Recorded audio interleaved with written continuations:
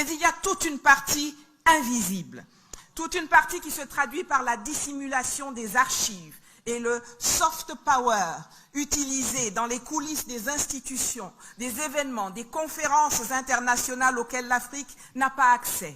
Quand les Français marchent la nuit dans les couloirs pour aller dire à leurs partenaires internationaux ce qu'ils ont le droit de faire ou non en Afrique, ce continent qu'ils continuent de considérer comme leur propriété et dont ils ont besoin pour survivre, ne serait-ce qu'en tant que puissance moyenne.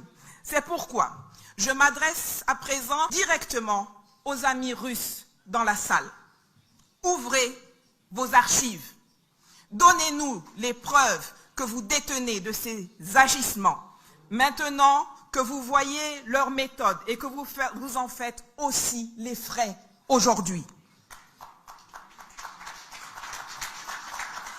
Avec la réécriture de l'histoire, de la contribution de la Russie à la marche du monde et au bien-être occidental, vous comprenez, j'en suis sûre, nos besoins, mieux que jamais.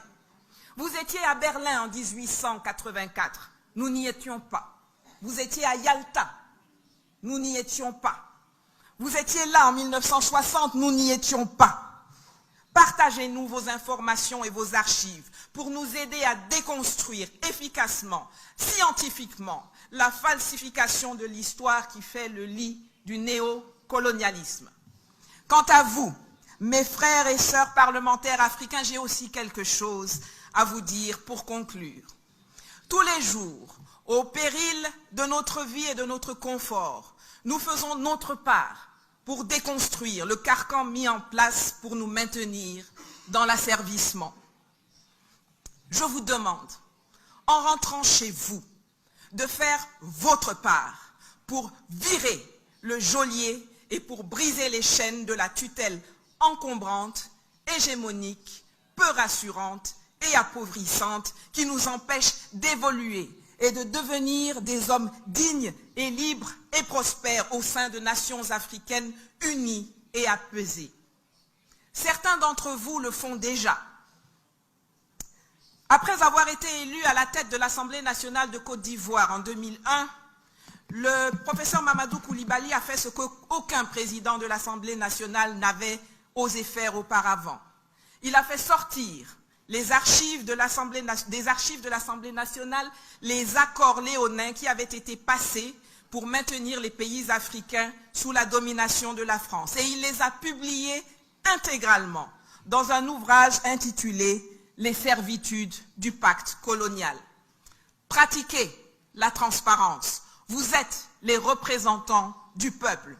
Ne votez pas des lois qui pérennisent le pacte colonial ou qui le réinventent sous de nouvelles formes, comme la nouvelle dictature du climat que l'on veut nous empêcher, que l'on veut nous imposer pour nous empêcher d'utiliser nos ressources comme nous l'entendons, pour nous développer et pour nous enrichir comme eux l'ont fait par le passé. Le bassin du Congo n'est pas le poumon de la planète. Le bassin du Congo est le poumon du bassin du Congo. Rien de plus, rien de moins. Et il revient exclusivement aux pays de la zone de décider en toute souveraineté et en toute lucidité ce qu'ils veulent faire de leurs forêts, de leurs terres, de leur faune, de leur flore et de leur sous-sol. Messieurs les parlementaires, mesdames les parlementaires, bloquez la ratification de contrats qui prévoient l'exportation de matières premières non transformées et proposer des lois qui vont enfin nous débarrasser de la tutelle monétaire, des bases militaires occidentales et des programmes scolaires mensongers qui empoisonnent notre continent depuis trop longtemps déjà.